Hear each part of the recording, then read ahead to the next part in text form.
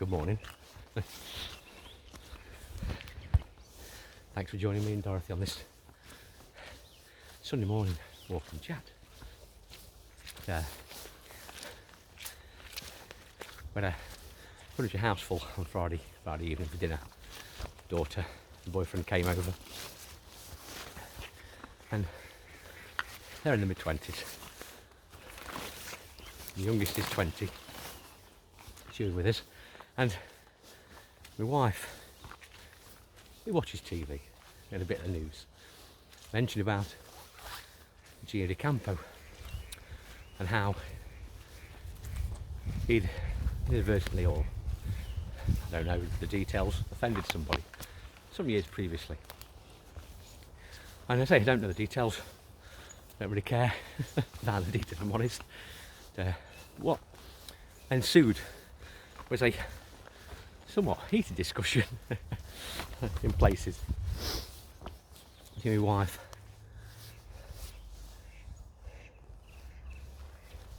with the kids, essentially. But during that conversation, which I was mainly listening, I had a breakaway conversation with my daughter, who's a psychologist. And I was saying that being offended is all about the person that's receiving that information. I mean, I do tell a few people that you can't offend me. You can't. Because that's within my choice. That's my power to feel offended. And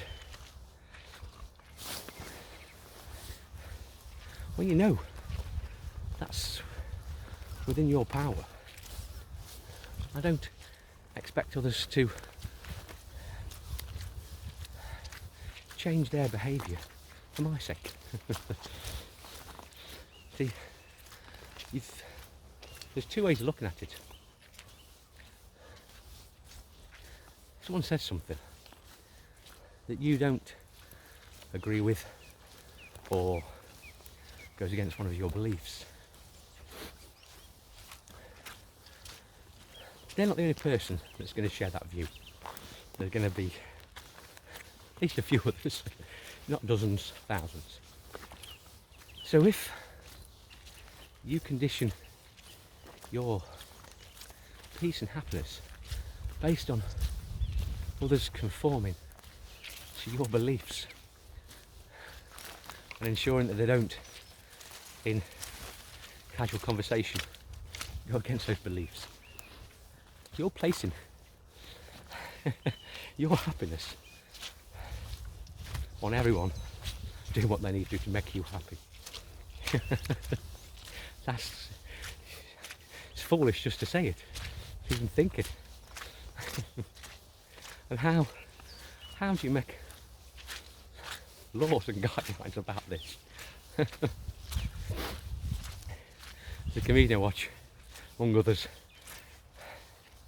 and he talked about this very subject some years ago as well. Australian guy, and he takes it even further and says he's offended by boy bands.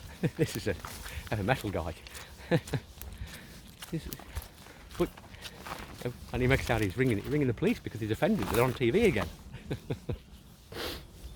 But it is a backward view that we've been taught again. What I'm going through is a great unlearning of things that I've been taught and conditioned to believe about the way that society and me as a part of that society should function. But it doesn't serve me. And I'm sure these conditions don't serve you. So make yourself bulletproof. Yeah. No one can offend me. I choose. And I know my strengths. I know the areas that I have to work on. But I accept that where I am is where I am. I can only know what I know. And I'm going to go easy on myself on this journey. But I'm going to believe what I want to believe, because that's my power. And no one can make me feel bad without my consent. So, how can you make yourself bulletproof to others' energy that you have previously perceived as negative? Well, you have to experience that peace. Because that's going to become your